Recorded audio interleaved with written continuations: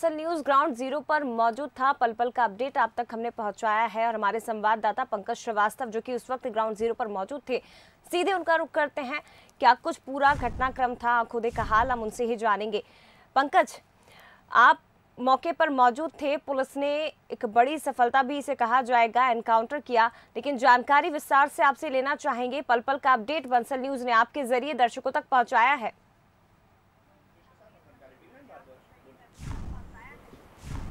बिल्कुल, कल जो लगातार पुलिस कार्रवाई कर रही थी और उनके जो जंगलों में एक तरह से पुलिस और शिकारियों के बीच आमने सामने मुठभेड़ हुई थी, जिस मुठभेड़ में 2 आरोपी मारे गए हैं। आइए हम जानते हैं कि पूरा मामला आखिर कैसे ये घटनाक्रम चला और किस तरीके से वहाँ पर इनकाउंटर हुआ। मेरे साथ हैं एसपी राजीव मिश्रा।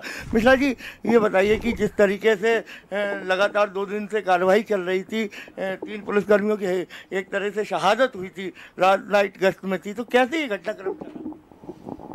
ये जो घटनाक्रम है, घटना दिनांक को रात में ये सूचना प्राप्त हुई थी कि कुछ बदमाश मोटरसाइकिलों से बरखेड़ा गांव से निकलने वाले हैं। उस सूचना पे तत्काल, चूंकि बहुत शॉर्ट समय में ये सूचना प्राप्त हुई, तो जो भी उपलब्ध बल था तत्काल वहां के लिए रवाना हुआ। उन्होंने वहां जाके एम्बुश लगाया। बदमाश वहां से निकलने की कोशिश कर रहे थे। उसी दौरान जब उनको रोका गया और वो चारों तरफ से घिर गए तो उनके द्वारा फायरिंग की गई। उस फायरिंग का जवाब भी पुलिस ने दिया। इस फायरिंग की अवस्था में हमारे 3 अधिकारी कर्मचारी शहीद हुए हैं मौके पर। उसके अलावा जो ये बदमाश थे वो वहाँ से मोटरसाइकिलों पे चूकी थे, तो वहाँ से वो भाग गए थे। उनके पास से कुछ जंगली जानवर वगैरह मौके पर पाए गए, वो शिकार करके लौट रहे थे। और उनका एक साथी भी तत्समय उसको गोली लगी थी, नौशाद नाम का व्यक्ति था, जिसको कि ये घटनास्थल से गोली लगने के बाद उठा ले गए थे। जो कि बाद में हमने, चूँकि जब वहाँ हम पहुँचे थे तो वहाँ बिल्कुल ज़ीरो था, मालूम नहीं था घटना किसके द्वारा की गई। घटनास्थल से साक्ष्य, घटनास्थल से अन्य चीज़ें, कुछ सूत्र लगाकर तत्काल हमने ये ज्ञात कर लिया कि ये जो धरनावदा थाना क्षेत्र का गांव है, वहाँ के ये निवासी हैं। तत्काल पुलिस वहाँ गई और उस गांव में जब सर्चिंग की गई तो नौशाद के घर पर उसकी डेड बॉडी मिली। सुबह जल्दी डेड बॉडी उसकी रिकवर कर ली गई थी, जो कि इस घटना स्थल पे फायरिंग के दौरान उसको चोट लगी थी। उसको दूसरा इनकाउंटर जो हुआ, आखिर किस तरीके से पुलिस ने रात को इनकाउंटर किया? दूसरा इनकाउंटर की स्थिति जब दोपहर से लगातार हमारी टीमें, चूँकि फिर वो आइडेंटिफाई हो गए थे सारे आरोपी कौन कौन है, उनके पीछे लगी हुई थी। तो ये राघोगढ़ के जंगलों में, पहाड़ी में ये सूचना थी कि कुछ बदमाश वहाँ हैं। हमारी 3-4 टीमें वहाँ चारों तरफ से घेराबंदी की, उनको देखा, सूत्र भी पता चले कि वो किसी जगह पर हैं। तत्काल वहाँ पहुँचे। वहाँ जब पहुँचे तो वहाँ भी उन्होंने पहले फायर किया पुलिस के ऊपर। पुलिस ने जवाबी कार्रवाई की। उस जवाबी कार्रवाई में, आत्मरक्षा में जो जवाबी कार्रवाई की गई, उसमें जो आरोपी है वो उसकी मौत हो गई और वो ढेर हो गया।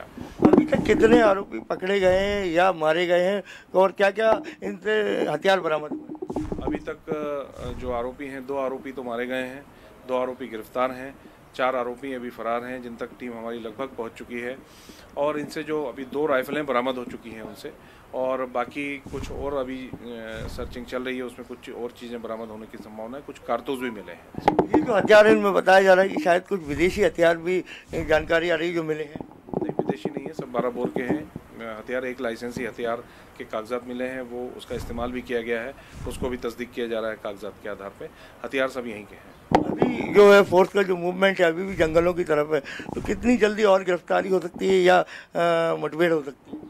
लगातार सर्चिंग चल रही है, लगातार हमारी टीमें 24 घंटे लगी हुई हैं। बहुत जल्दी ही बाकी आरोपियों को भी दबोच लिया जाएगा और पूरी कार्रवाई नियम अनुसार की जाएगी। ये थे एसपी राजीव मिश्रा जो बता रहे हैं कि अभी तक केवल 2 इनकाउंटर हुए हैं और जो है लगातार सर्चिंग जारी है, पूरी कार्रवाई जारी है। मेरे सहयोगी आनंद व्यास के साथ पंकज श्रीवास्तव।